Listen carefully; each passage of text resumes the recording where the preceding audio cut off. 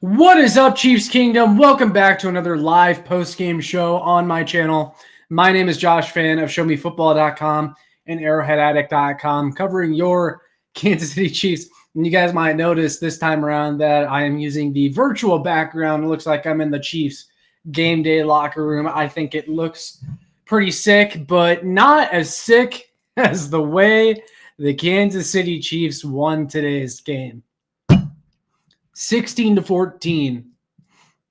Broncos had the ball, running the clock down. They got the first down prior to the 2-minute warning or right after the 2-minute warning, and you knew how it was going to end, or at least you thought you knew. Broncos are going to run this down. We're going to kick a chip shot field goal. The game will be over. Chiefs will be handed their first loss of the season. But instead, the entire defense or the entire defensive line breaks through on the field goal attempt. Leo Chenal is the one to block it. Chiefs win 16-14. Complete and utter chaos, madness. Arrowhead Stadium was about as loud as I've ever heard it, because rarely do you ever see blocked field goals much anymore. But you know what's interesting is that Leo Chenal was also the one that blocked the extra point in Super Bowl 58 that was crucial in that game. And ultimately, made the difference in that Super Bowl. That was a huge play. Leo Chenal is now a kick blocking artist, in my honest opinion. But guys, I mean, come on. The luck at this point that this team has, because there has been a little bit of luck involved in them going undefeated to this point, being 9-0. It's almost Tom Brady Patriots-esque at this point, the luck that this team has. But hey, we were on the losing end of those lucky or rather unlucky plays for so many years. So it only feels right that we're getting all of them now. Lego Mayogo, nice to see you. And guys, for those of you that are in this live stream tonight, if you want to leave a comment or a question, and I'll be happy to get to it because I'm going solo tonight on this live stream. Let's go Chiefs. Yes, sir. 9-0, three-peat incoming. Texans up 7-0 over the Lions. I appreciate the score update, Lego Mayago. I wanted to do this kind of towards the evening because I know all the other channels got their live streams going, and I kind of wanted to wait for the traffic to go down before ultimately launching my show. But yeah, Chiefs win 16-14. We're going to dive into it here. I'll take your guys' comments and questions down below, so please feel free. Let's talk about the defense today, though, because I think that was the side of the ball that performed rather poor relative to their expectations. The Broncos had 260 total yards of offense, and they were 7-13 on third down. And that's really what killed the Chiefs in this game. The Broncos were effortlessly moving the ball, especially on third down. They had 16 first downs in this game, which really isn't that many. But they were super successful in the opportunities that they had. Bo Nix actually looked pretty good, despite the fact that Bo Nix really has not been that good this year. I mean, he's athletic enough to make some plays, but he shouldn't look like that against this defense. He was 22 of 30 for 215 yards and 2 touchdowns.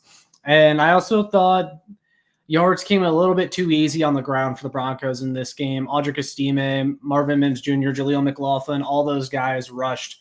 Audric Estime rushed for just under 4 yards per carry, but Jaleel McLaughlin averaged 6 yards a carry. Marvin Mims had a couple carries on some sweeps and whatnot. I'm a little bit surprised at the downfall of Javonte Williams. I remember that dude running us over a couple of years ago and thinking he was going to be really good for a long time. I don't know what happened. 1 carry for 1 yard in this game. He just doesn't see the field that much anymore. As far as receiving, Cortland Sutton, 6 catches for 70 yards and a touchdown. Devon Vale, 4 catches for 39 yards and a touchdown. Adam Trotman, 1 catch, 34 yards. LaJordan Humphrey, 2 catches for 23 yards. You get the gist. Let's talk about the secondary. Let's start with them. So this is, what is it? The third game now without Jalen Watson in the lineup at cornerback. The Chiefs did not make a move at the deadline for a cornerback, meaning that they're rolling with Najee Johnson, Joshua Williams, and Christian Roland-Wallace for the rest of the season at that cornerback 2 spot, rotating alongside Trent McDuffie. I made a video about this right before the game this weekend, talking about how I felt about that. And I'm still pretty skeptical even after today's game. You saw Najee Johnson get the start, and Najee Johnson was out there quite a bit to begin. And it seemed like every other play that dude was on the ground to end the play. And I'm thinking in my head, this just is not going to work. And then Joshua Williams started seeing the field more. They went to Joshua Williams, and he was okay, but there was a reason he didn't start. I don't even remember really seeing Christian Roland Wallace out there, although I'm sure he was. But I said in my video prior that I thought he had showed the most out of the three so far, even if it was a very limited sample size. But here's the issue that we're running into as well. Not only is cornerback 2 weak, but you saw Trent McDuffie have a bad game today. And we don't say that very often. But Trent McDuffie had a rough game today. He had a rough time covering Courtland Sutton. He beat him multiple times, including the Broncos' last drive that set up what should have been a game-winning field goal for them. And that is because with Jalen Watson now being out of the lineup, you have to play Trent McDuffie more on the outside. And when you play him on the outside, he's going to go up against some bigger wide receivers.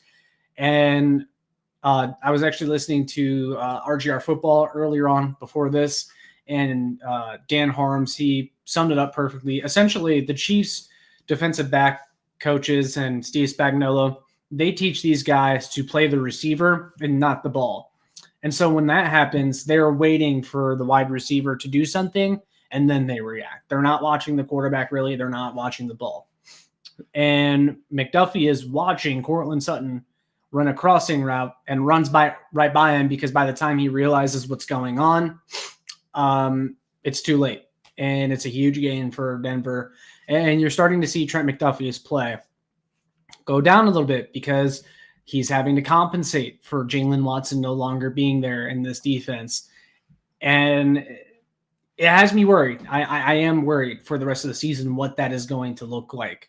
If the Chiefs can't figure out this thing at cornerback 2, or, prayers, cross your fingers that Jalen Watson can return at some point this season, because otherwise you're going to see more Trent McDuffie games like this. And I hate saying that. Not that every game's going to be as bad as it was today, because this is probably the worst game that he'll play all season. But there's going to be times where he gets beat because he's having to compensate for Jalen Watson not being there. And the Chiefs don't totally trust all the other guys they have, which, again, a little confused as to why they didn't make a move for a cornerback. I believe Steve Spagnuolo even had a quote at the beginning of the week talking about how, they don't totally know what they have, and it just doesn't make me feel very confident. Lego Maego says, if this didn't happen in this game, but do you see Mahomes' ankle foot becoming a problem in the future? It seems like almost every year now his foot ankle gets injured.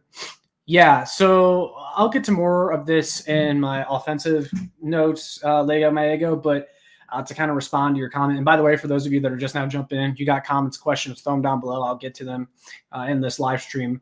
But he says, do you think that becomes a problem in the future? It happens a lot.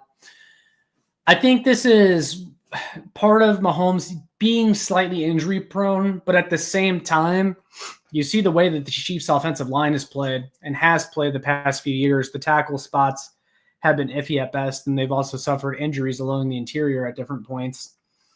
Mahomes is getting rolled up on a lot. He's getting hit a lot. And when that happens, he gets hurt. I don't see it becoming a problem in the future until it happens to his plant foot.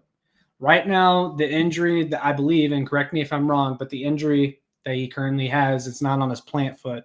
I did see a couple people point out the fact that Mahomes looked inaccurate today,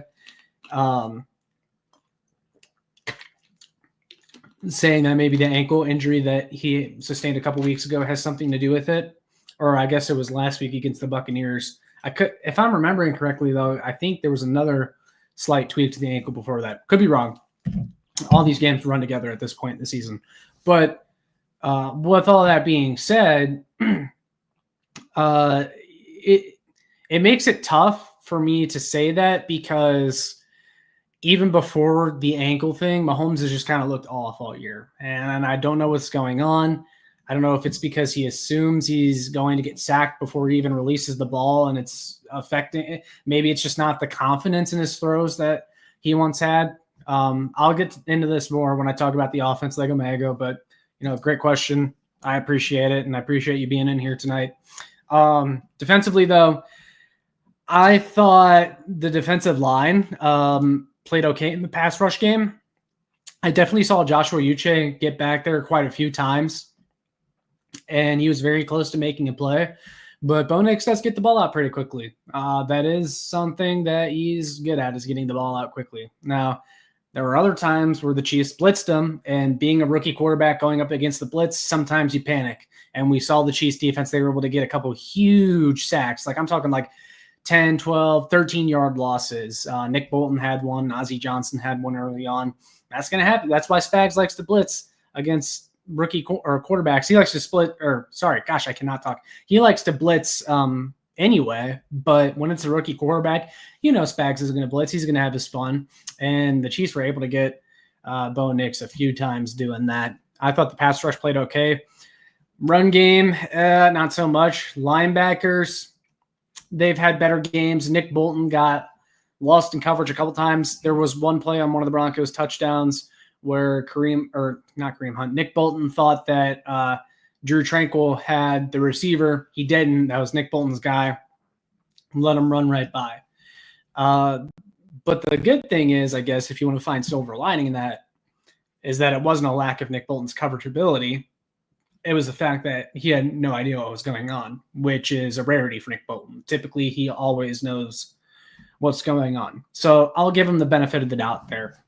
We did see more Jaden Hicks rotating in today in the secondary, which I think is a positive sign because I mentioned that in my cornerbacks video prior to the game this weekend, that one way the Chiefs could compensate for the loss of Jalen Watson is to play more safeties. We saw a lot of Chamari Connor today, and there was a lot of Jaden Hicks mixing in there. And I think you're going to continue to see those guys. Defensively, Chiefs were lackluster on third down. They got bailed out at the end there. I shouldn't say bailed out because, the defensive line was responsible for blocking the field goal that ended up winning the game. But really, it should have never been in that situation. Now, it's not all their fault, but this offense has been depending on this defense for the better part of the last 2 seasons or season and a half. So, it's just like in that moment, something's got to happen there. Defense has to make something happen, or at least earlier on, do not let the Broncos go 7 of 13 on third down or whatever it was. Yeah, 7 of 13. Don't let it happen. Don't let it happen again. But I understand that this is a classic divisional game with the Broncos. You play down the competition, or the Chiefs put it on cruise control because they think they can win the game no matter what. And you know what? Maybe they're right. It's completely odds-defying stuff that we're seeing from the Kansas City Chiefs. As I said at the very beginning, there's definitely has been some luck involved in this 9-0 undefeated start. Not complaining, but there's always going to be a little bit of luck involved. Jerry Lump says, Mahomes is missing wide open receivers lately. Do you think he is worried about his left flank? Yes, I do think he's worried about it. And as I said with Lego Maego, I'll talk about that a little bit more with the offense. Or you know what? I can just get into it now. I'll wrap up the defense real quick. Defense, I can give them the benefit of the doubt. Still a little bit worried about the cornerback 2 spot. We'll see more safeties rotate in. Hopefully, we'll see some of these other guys settle in. Someone emerges from that room. Defense did put them in the tough spot there at the end. Special teams as well. We'll talk about that. I want to get to Jared Lump's comment. So we'll stop there with the defense. Their performance is what it was. Mahomes worried about his left flank. Yeah, that's a tough one, man. I'm really worried about the left tackle spot. Extremely worried. And that's even if Wanya Morris is okay. Because we've seen Wanya Morris struggle in certain matchups. I mean, he got whipped up on in the Raiders game. You're going to play the Raiders again this year. He came in there and the Chiefs moved the ball better, but it still wasn't perfect. The Broncos defensive line was dominating this Chiefs offensive line, quite frankly. And that shouldn't be happening. Then you saw Kingsley Suamataia come in, and I thought for a second when I first saw him come in, like, okay, I'm a little bit worried, but it's been a while since he's last played. Maybe he had a fire lit underneath him. He's ready to go. He's settled in a little bit. He's learned from behind Wanye Morris and some of the other veterans on the offensive line. Let's see what he can do. Immediately just starts getting beat over and over and over again. And I've always said that I don't like starting rookie left tackles or rookie tackles in general because I just think they always will struggle at least a little bit unless you're just like a top 10, 15 pick in the draft.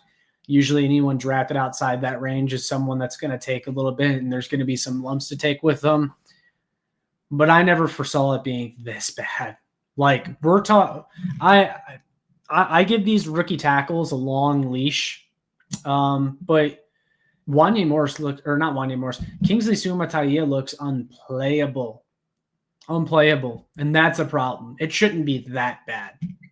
But, I mean, we're talking like basic fundamental stuff, like his drop just being way too shallow on every single play. Like just getting owned by Nick Bonito and Zach Allen. They were eating his lunch.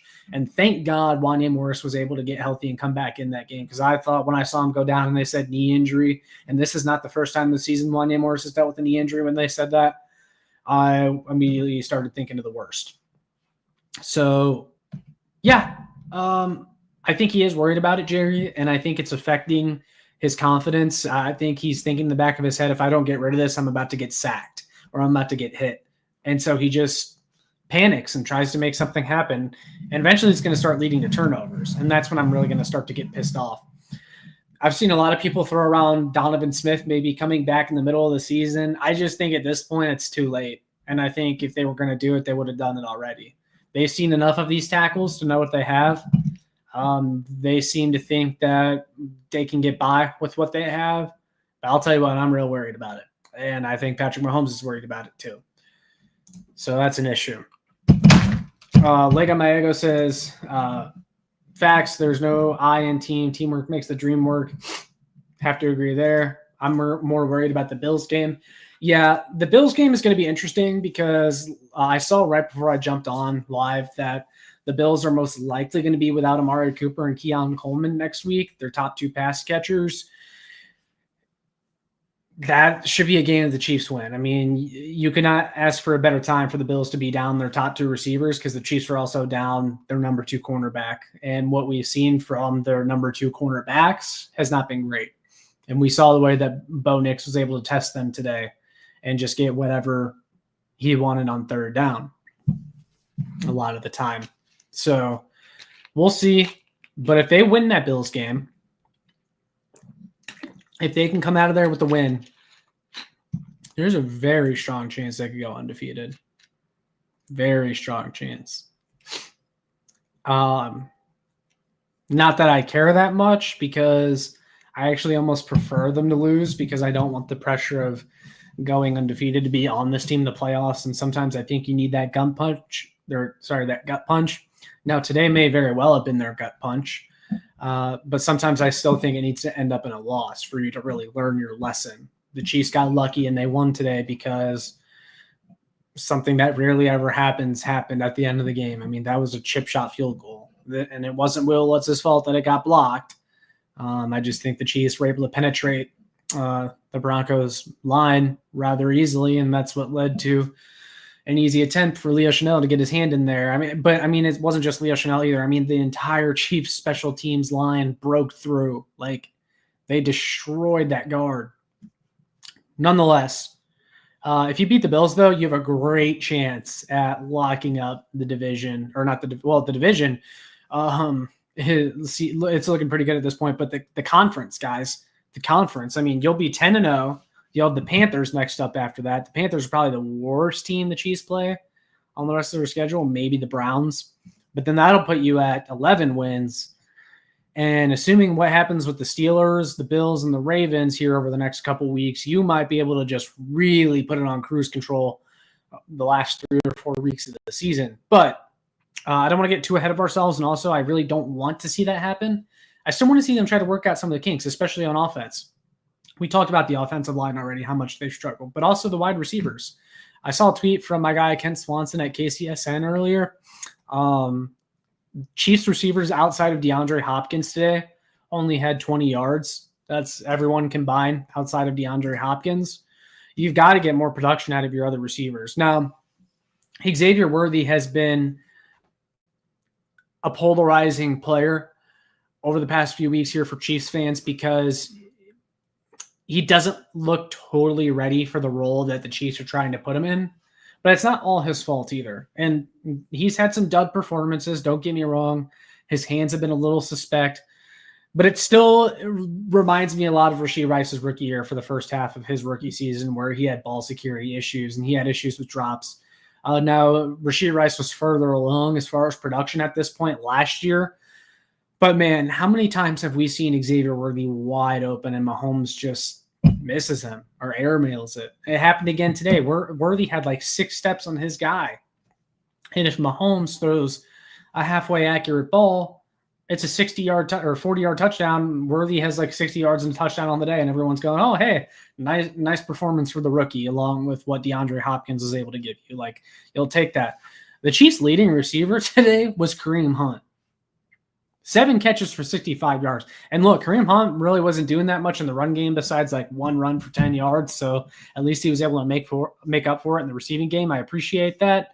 But Kareem Hunt should not be your leading receiver in 2024. Travis Kelce was right behind him with 8 catches for 64 yards and a touchdown. DeAndre Hopkins, then, of course, 4 catches for 56 yards. And then maybe the highlight of the day was the Mahomes pass to Samaje Perine. Samaje Perine had 2 catches for 37 yards, but there was one big one where most of the yards came on. It was 3rd down. Mahomes somehow, magician, gets out of a sack, runs to the sideline, finds Perine darting across the field, and it was just one of those plays that you're like, yep, that's going in the Mahomes highlight reel. Even Kevin Harlan was going crazy after that one.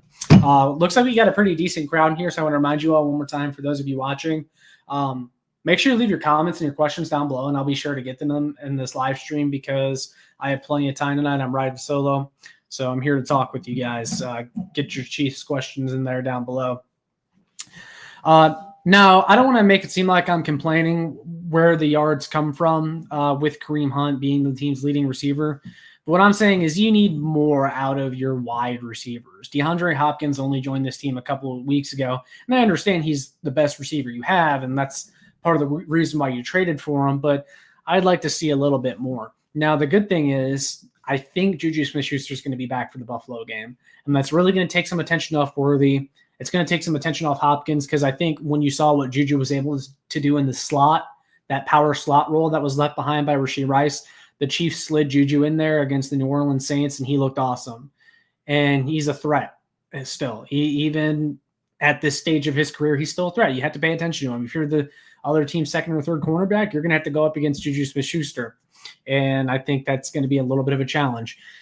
And I think that's just going to make life a little bit easier on everyone else. And, man, I'm just dreaming of what this offense could look like if you could just at least get Hollywood Brown back by late December, early January. But I'll try not to get too ahead of myself there.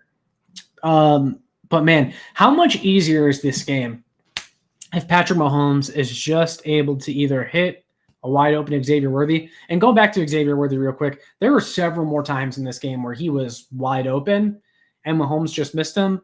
I noticed on my TV, but part of that was because, well, the Chiefs' offensive line was getting pressured or allowing pressure so quickly that Mahomes, there was no way he was ever going to see Xavier Worthy. But how much easier is this game if Mahomes just completes that pass to Travis Kelce in the back of the end zone? He's open. He sailed it again. Like, come on, Mahomes. You're better than this, man. Stop sailing your passes. It's so frustrating to watch because you know he's better than that. You know he's better than that. If he completes that play, or even, heck, the play to Xavier Worthy that I was referencing down the sideline, we're talking about a 300-yard game for Mahomes, multiple touchdowns, and him looking like his old self again. It's just a couple things here and there. And I'm also going to steal this from Dan Harms, who I was listening to on RGR Football earlier. But, like, the Chiefs in this game, they won and they played ugly. They won despite playing ugly, but it's just really some of the little things here and there, like a Jawan Taylor penalty here that kills a drive, or Mahomes just airmailing a pass he usually completes to Travis Kelce in the end zone. It's just a couple things here and there that if you can just solve that, these wins will come a lot easier. Like I enjoy the fact that the Kansas City Chiefs are 9-0, but I do not enjoy watching their games. I mean, every single game is stressful down to the wire. It's the most stressful 9-0 I've ever seen. And there's been a lot of talk from people about how this team is a fake 9-0 and they don't look impressive in any of their wins. And I mean, it's hard to argue that they haven't looked impressive in their wins, but 9-0 is impressive. I mean, you can't just downplay being 9-0. I did hear someone, and I can't remember who it was, that compared it to the Steelers starting 11-0 a couple years ago and then just like crapping their pants down the stretch. The Chiefs aren't the Pittsburgh Steelers. This isn't Ben Roethlisberger on his last leg. Though Mahomes has kind of played like that to begin this year. But I mean, look, we know what the Chiefs are at this point.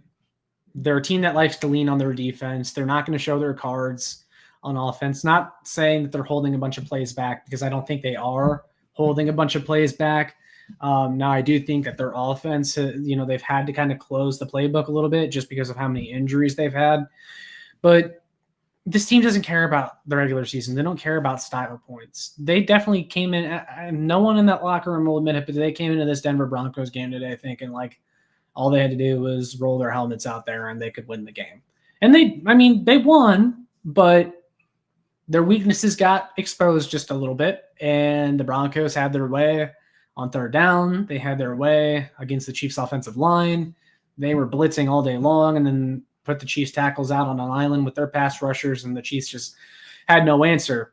The Chiefs lose this game 9 out of 10 times. It was just that 10th time they were able to block the field goal attempt from the Denver Broncos, but the Chiefs absolutely deserve to lose today. They're lucky that they won. Now, hopefully they take the lessons from this game and learn from them and start to clean some of these things up, because once you go up against better teams like the Buffalo Bills next week, you're going to need to be more disciplined. Lego Maego says, don't know why they ain't using Noah Gray and Watson more in the games. These two guys are clutch for Mahomes when he needs a catch or yards for a first down. No, I agree. I would like to see more Noah Gray. I think he's been awesome this year. You guys know I'm a big Noah Gray guy. I mean, he does the intro on this channel, the intro and the outro every single time. He's been awesome this year. There was a really nice catch and run for first down he had in this game. He looks a lot more athletic than I even remember him being coming out of the draft originally from Duke. I would like to see them use him more for sure. Justin Watson is a guy that is always going to kind of be their worst case scenario, but he's not high enough in the pecking order for the Chiefs to say, hey, you know what, we're going to go after this guy, or we're going to target him. Now, a guy that I've been impressed with this year, and I'll give him his flowers because I've been extremely critical of him over the years, but Mecole Hardman has been a plus player for this team. He's actually seemed to have learned his lesson on kick returns or punt returns. He's been disciplined. He's been getting pretty nice returns. He almost made something happen there at the end of the first half on that Broncos 60-yard field goal attempt that he tried returning. I mean, he was making guys miss.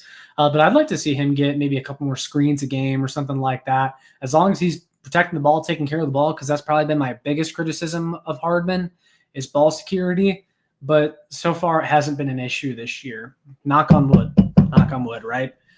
Maybe we see a little bit more Peyton Hendershot going forward, though, because the Chiefs seem to like him. He got a target in this game, a catch for 6 yards. You know what was so random, though, is Justin Ross getting a target in the corner of the end zone, an end zone fade in 2024, Justin Ross.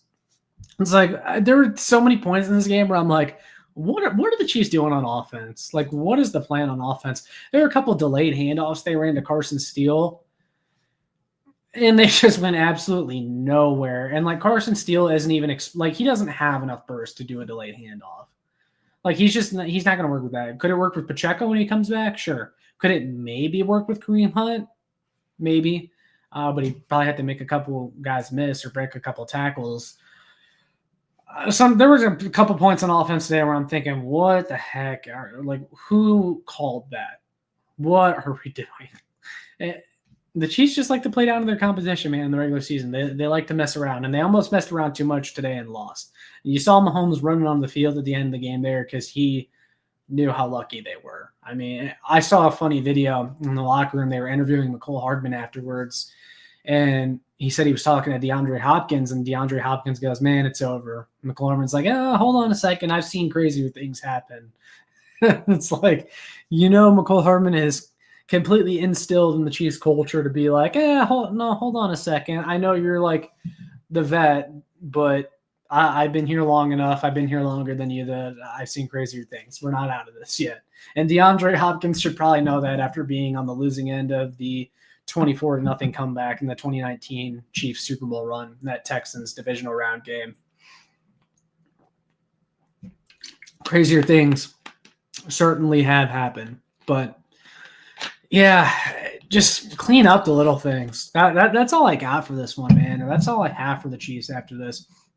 I said to you guys in my last live stream that I did, I'm never going to complain about winning.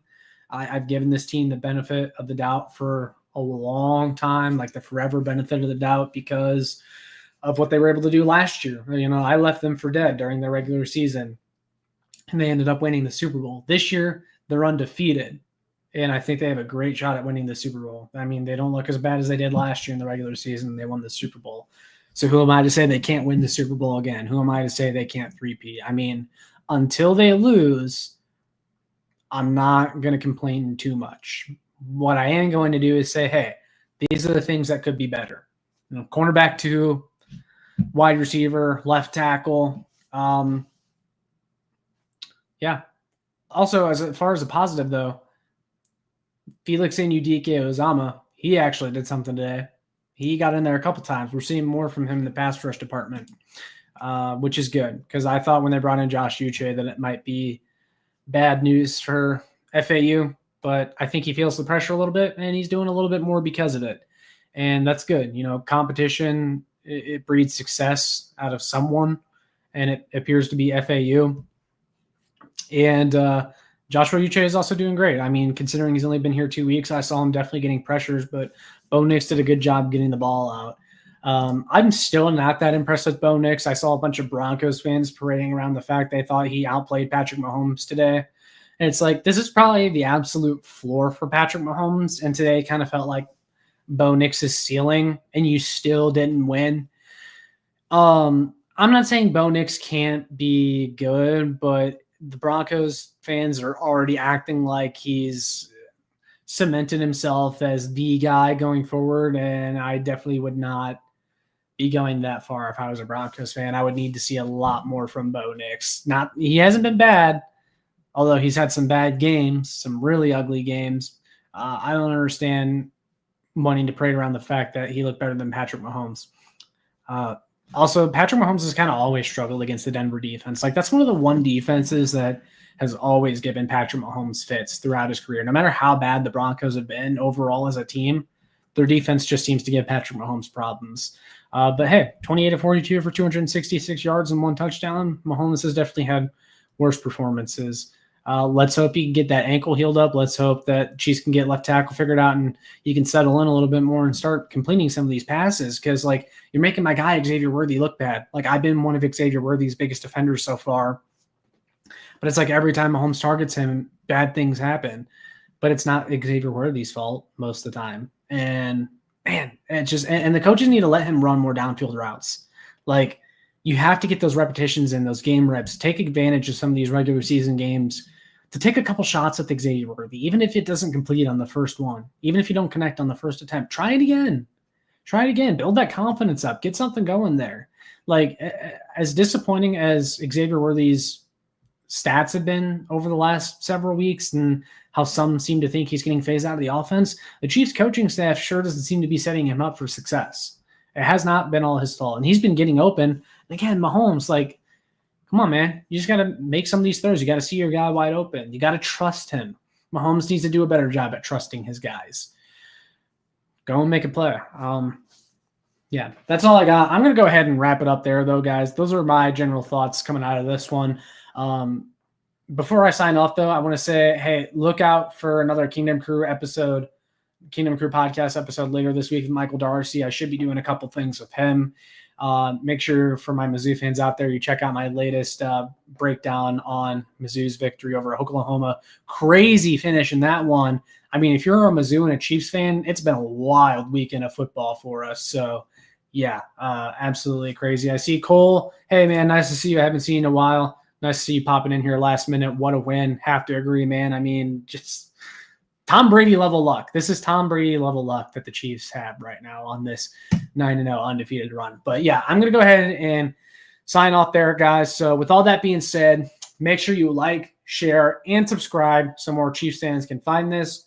And make sure you check out my work on showmefootball.com and arrowheadaddict.com for more. And I'll see you all in the next one. Go Chiefs! What's up, Chiefs Kingdom? Noah Gray here, tight end for the Kansas City Chiefs. Make sure you like, share, and subscribe to Josh's channel and check out showmefootball.com for more.